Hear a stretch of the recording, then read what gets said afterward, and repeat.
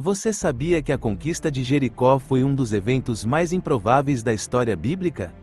Josué, um líder improvável, liderou o povo de Israel em uma campanha épica para conquistar a terra prometida. Mas como ele fez isso? Qual foi o segredo de sua vitória? E o que podemos aprender com sua liderança? Então é diante disso que vamos explorar as estratégias de Josué, sobre a orientação de Deus, e descobrir como ele superou os obstáculos para cumprir a promessa de Deus. Então o que você faria se Deus lhe pedisse para fazer algo que parece impossível? Você teria a fé de Josué? Prepare-se para uma jornada emocionante pela história bíblica e descubra como a liderança de Josué pode inspirar a sua vida hoje. Se você quer aprofundar sua fé conosco, clique no botão de se inscrever e ative o sininho para receber as notificações dos próximos episódios. Se esta mensagem te tocar, compartilhe com um irmão em Cristo. E deixe seu comentário aqui embaixo, compartilhando suas reflexões ou qual lição você tirou desta passagem.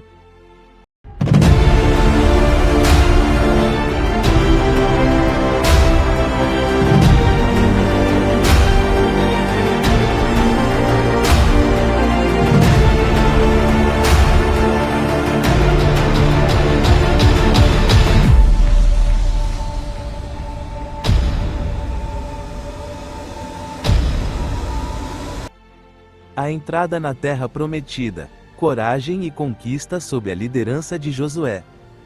Com a morte de Moisés, o grande libertador, o povo de Israel se encontrava à beira da Terra Prometida, um lugar que Deus havia jurado a Abraão, Isaque e Jacó. 40 longos anos de peregrinação pelo deserto haviam chegado ao fim. Agora, a missão de guiar milhões de pessoas para dentro dessa terra e de conquistar os povos que ali viviam caía sobre os ombros de Josué, o fiel servo de Moisés, um homem que conhecia a voz de Deus e possuía uma fé inabalável. Deus, em sua infinita sabedoria, não deixou Josué sozinho. Logo no início do livro que leva seu nome, o Senhor aparece a Josué com palavras de encorajamento poderosas: seja forte e corajoso. Não se apavore nem desanime, pois o Senhor, o seu Deus, estará com você por onde quer que você vá. Essa promessa divina era o alicerce para tudo que estava por vir. Josué deveria meditar na lei de Deus dia e noite, para que pudesse agir com sabedoria e prosperar em sua missão. Preparação para o grande salto, espiões e travessia. A primeira ação estratégica de Josué foi enviar 2 espiões para reconhecimento da cidade de Jericó, uma fortaleza imponente e a primeira grande barreira para a entrada em Canaã. Esses espiões foram parar na casa de Raabe, uma meretriz que, apesar de sua profissão, demonstrou uma fé notável no Deus de Israel ao protegê-los dos soldados de Jericó. Ela havia ouvido falar dos milagres de Deus, da abertura do Mar Vermelho e das vitórias sobre os reis amorreus, e sabia que o Deus de Israel era o único Deus verdadeiro. Em troca de sua ajuda, os espiões prometeram segurança para ela e sua família quando Israel conquistasse a cidade, e deram-lhe um cordão vermelho para ser amarrado em sua janela como sinal. Esse evento mostra que, mesmo em meio à guerra, a graça de Deus alcançava aqueles que o buscavam. Com o relatório dos espiões e a garantia divina, era hora de avançar. O maior obstáculo natural era o Rio Jordão, que estava em sua cheia anual, intransponível para uma multidão tão vasta. Mas Deus tinha um plano. Josué instruiu os sacerdotes a levarem a Arca da Aliança, o símbolo da presença de Deus, e a entrarem primeiro nas águas.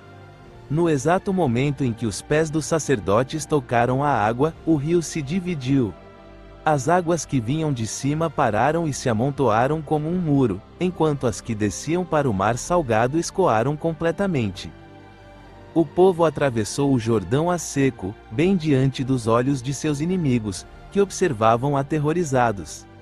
Para que essa maravilha não fosse esquecida, Josué ordenou que 12 homens, um de cada tribo, pegassem uma pedra do leito do rio e as empilhassem em Gilgal como um memorial perpétuo. Essa travessia foi um testemunho poderoso de que o Deus de Israel estava com Josué, assim como estivera com Moisés. Uma vez em solo cananeu, em Gilgal, Josué e o povo realizaram ritos importantes. Primeiro, todos os homens que nasceram no deserto foram circuncidados, renovando a aliança com Deus. Em seguida, celebraram a Páscoa, um lembrete da libertação do Egito. E, finalmente, no dia seguinte à Páscoa, o maná parou de cair. Não era mais necessário. A partir daquele momento, Israel comeria dos frutos e produtos da terra prometida. As primeiras grandes vitórias: Jericó e Ai. A primeira e mais icônica batalha foi a de Jericó. Não foi uma batalha comum, mas uma demonstração do poder e das estratégias de Deus. As instruções divinas eram peculiares. Durante 6 dias, os guerreiros de Israel deveriam marchar uma vez ao redor da cidade, com os sacerdotes levando a Arca da Aliança, e 7 sacerdotes tocando 7 trombetas de chifre de carneiro. No 7º dia, eles deveriam marchar 7 vezes ao redor da cidade, e ao som das trombetas e de um grande grito do povo, as muralhas de Jericó ruíram. A cidade, com suas fortificações impenetráveis, caiu por um ato sobrenatural de Deus. Somente Raabe e sua família, que prenderam o cordão vermelho em sua janela, foram poupados. O próximo alvo foi a pequena cidade de Ai. No entanto, a arrogância e a desobediência trouxeram um revés doloroso. Um homem chamado Aca, desobedecendo a ordem de Deus de não pegar nada do anátema, coisas consagradas a Deus para destruição total, roubou ouro, prata e uma bela capa da destruição de Jericó. Por causa desse pecado, quando Israel atacou Ai, eles foram derrotados, e 36 homens morreram. Josué e os anciãos ficaram prostrados diante de Deus, que revelou o pecado no meio do arraial. Aca foi descoberto e, com sua família, foi apedrejado e queimado no vale de Acor, um ato severo que restaurou a santidade no arraial de Israel. Somente depois que o pecado foi removido, Deus deu a Josué uma nova estratégia para Ai, e dessa vez, com astúcia e a ajuda divina, a cidade foi conquistada e destruída. Após essas vitórias cruciais, Josué liderou o povo a um ato de renovação espiritual no Monte Ebal. Conforme as instruções de Moisés em Deuteronômio, eles construíram um altar de pedras não lavradas e escreveram cópias da lei de Deus nas pedras. Diante do povo, Josué leu todas as palavras da lei, as bênçãos e as maldições, selando novamente a aliança de Israel com o Senhor. Engano, aliança e grandes campanhas. A fama das vitórias de Israel se espalhou por toda a terra de Canaã, e os reis se uniram para lutar contra eles. No entanto, os habitantes de Gibeão, uma cidade astuta, agiram de forma diferente. Eles se vestiram com roupas velhas e rasgadas, carregaram pão seco e mofado, e se apresentaram a Josué como se viessem de uma terra muito distante, pedindo um tratado de paz. Josué e os líderes de Israel, sem consultar a Deus, fizeram um juramento e uma aliança com eles. 3 dias depois, descobriram que Gibeão estava bem perto. Mesmo assim, por terem jurado em nome do Senhor, Israel não pôde destruir os gibeonitas, mas os condenou a serem lenhadores e carregadores de água para o tabernáculo. Esse incidente mostra a importância de buscar a Deus em todas as decisões. O engano dos gibeonitas teve consequências. Outros 5 reis amorreus, furiosos com a aliança de Gibeão com Israel, se uniram para atacá-los. Gibeão pediu ajuda a Josué, que rapidamente marchou com seu exército. Em uma das mais espetaculares intervenções divinas, Deus lançou grandes pedras de granizo sobre os inimigos, e Josué clamou ao Senhor para que o sol e a lua parassem no céu, prolongando o dia para que Israel pudesse completar a vitória. A Batalha de Gibeão foi uma aniquilação completa dos inimigos, mostrando que Deus lutava por Israel. Após a vitória no sul, Josué empreendeu uma campanha no norte, enfrentando uma grande coalizão de reis liderados por Jabim, rei de Hazor. Os inimigos tinham carros de guerra e muitos cavaleiros, mas Deus garantiu a vitória a Josué. Israel derrotou essa poderosa força em Merom, destruiu seus carros e conquistou todas as cidades dos reis do norte, completando a fase principal da conquista militar. A terra de Canaã não estava totalmente pacificada, mas as principais fortalezas haviam caído, e o caminho estava aberto para a próxima fase, a divisão da terra entre as tribos. A entrada e a conquista foram uma prova do poder de Deus e da fidelidade de Josué, um líder que cumpriu sua missão com coragem e dependência total do Senhor. A divisão da terra, cumprindo a promessa divina. Com as grandes batalhas de conquista em grande parte finalizadas, a terra prometida estava agora em mãos israelitas. O trabalho árduo da guerra dava lugar a uma nova fase, tão crucial quanto a anterior, a divisão da terra entre as 12 tribos de Israel. Josué, já com idade avançada, ainda tinha a importante tarefa de liderar essa distribuição, garantindo que a promessa de Deus feita aos seus antepassados se cumprisse em detalhes. Embora muitas terras ainda estivessem ocupadas por cananeus em diversas regiões, Deus instruiu Josué a prosseguir com a partilha. Ele deixou claro que o próprio Senhor ajudaria as tribos a expulsar os povos restantes com o tempo. A fé e a obediência seriam essenciais nessa etapa. Herança por sorteio e a fé de Calebe. O processo de divisão começou com as tribos que já haviam recebido sua herança a leste do rio Jordão, Ruben, Gade e a meia tribo de Manassés. Agora, era a vez das 9 tribos e meia restantes receberem suas porções a oeste do Jordão. A distribuição não foi feita de forma arbitrária, mas sim por sorteio, sob a supervisão de Josué, do sacerdote Eleazar e dos chefes das famílias. Isso garantia que a divisão era um ato divino, e não meramente humano. No meio desse processo, surge a inspiradora história de Calebe, um dos poucos, junto com Josué, que havia sobrevivido à geração do deserto e mantido sua fé inabalável. Calebe, com 85 anos de idade, aproximou-se de Josué em Gilgal. Ele lembrou a promessa que Moisés havia feito a ele 45 anos antes, que ele receberia a terra que seus pés haviam pisado, por ter sido fiel ao Senhor. Calebe pediu a Josué a região montanhosa de Hebrom, conhecida por ser habitada pelos temíveis Anaquins, gigantes que haviam amedrontado a geração anterior. Com uma fé e vigor admiráveis, Calebe declarou: "Talvez o Senhor esteja comigo, e eu os expulsarei, como o Senhor prometeu." Josué o abençoou e lhe deu Hebrom, e Calebe, de fato, expulsou os Anaquins de sua herança. A história de Calebe é um testemunho poderoso de fé, persistência e recompensa divina. A concretização da herança tribal.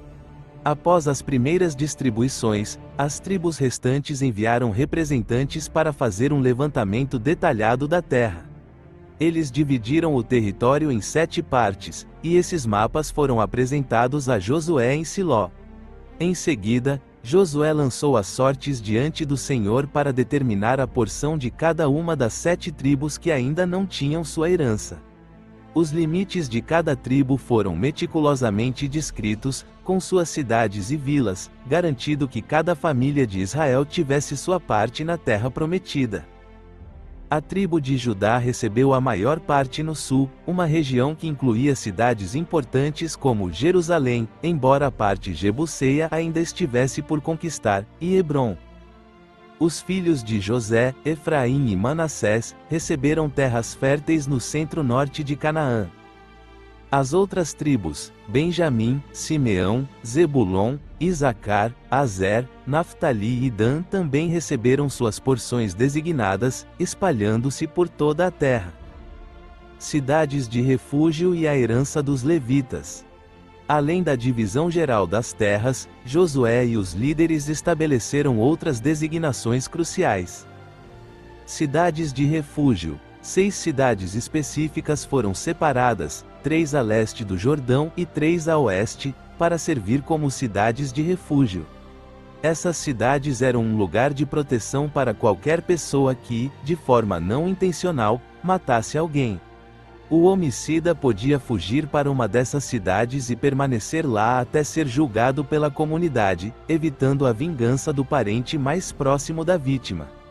Essa lei demonstra a justiça e a misericórdia de Deus, distinguindo entre o assassinato premeditado e o acidental. Cidades dos Levitas. A tribo de Levi não recebeu uma herança de terra como as outras tribos, pois sua herança era o próprio Senhor e o sacerdócio. No entanto, eles precisavam de lugares para viver. Por isso, 48 cidades foram designadas a eles, espalhadas por todas as outras tribos de Israel, junto com pastagens para o seu gado.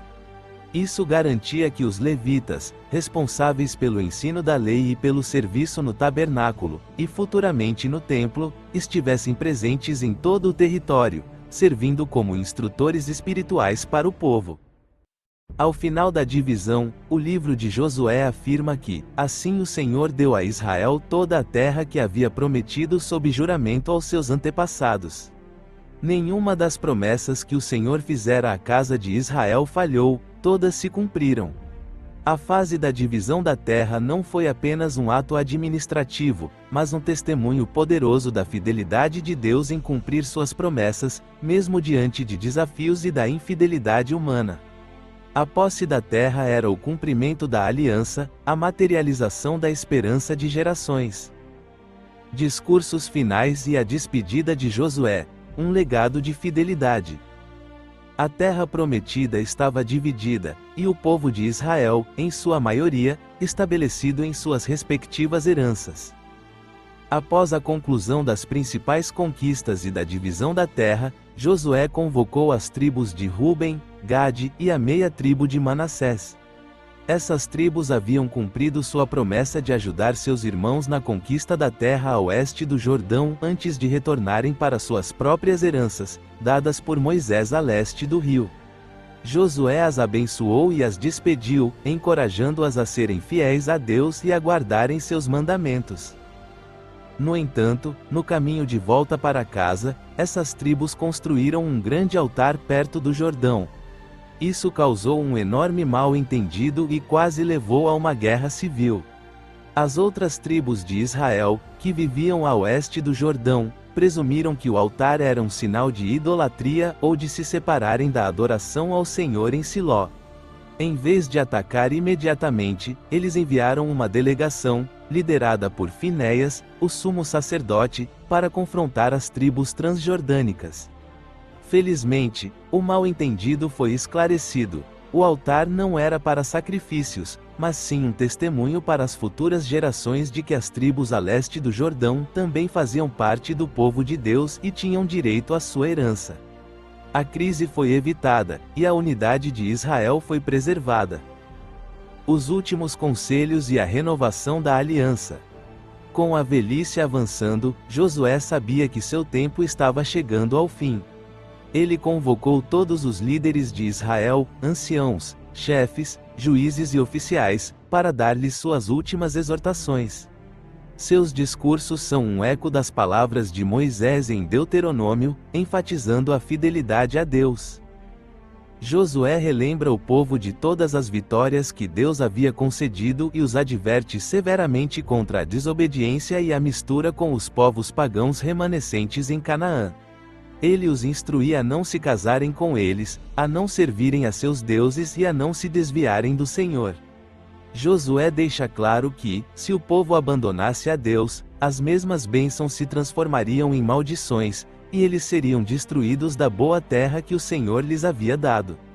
Suas palavras são um apelo apaixonado à fidelidade e obediência. O clímax dos discursos de Josué ocorre em Siquém.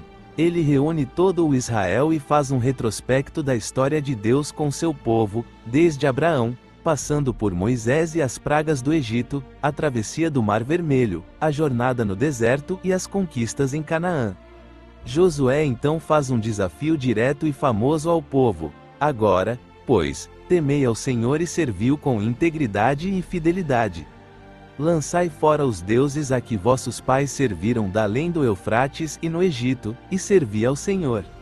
Se, porém, não vos agrada servir ao Senhor, escolhei hoje a quem haveis de servir. Eu e a minha casa serviremos ao Senhor. O povo respondeu com unanimidade: nunca nos aconteça que abandonemos o Senhor para servir a outros deuses. Eles prometeram servir ao Senhor e obedecer à sua voz. Josué então fez uma aliança com o povo em Siquém, estabelecendo estatutos e ordenanças, e escreveu essas palavras no livro da lei de Deus. Para selar o compromisso, ele pegou uma grande pedra e a colocou debaixo do carvalho que estava junto ao santuário do Senhor, como um testemunho contra eles, caso viessem a negar seu Deus. Essa foi a renovação formal da aliança de Deus com Israel na terra prometida. O fim de uma era, morte e sepultamento. Finalmente, o livro de Josué encerra-se com a morte de Josué. Ele tinha 110 anos de idade quando faleceu e foi sepultado na sua própria herança, em Timnat-Será, na região montanhosa de Efraim. O livro destaca que Israel serviu ao Senhor todos os dias de Josué e todos os dias dos anciãos que sobreviveram a Josué e que haviam conhecido toda a obra que o Senhor fizera em favor de Israel. Além disso, o livro registra a morte de Eleazar, o sumo sacerdote, filho de Arão, e seu sepultamento. E, para um toque de encerramento da narrativa do Êxodo e da posse da terra, os ossos de José, que haviam sido trazidos do Egito por Moisés, são finalmente sepultados em Siquém, na porção de terra que Jacó havia comprado. A morte de Josué marca o fim de uma era de grande fé e conquistas militares.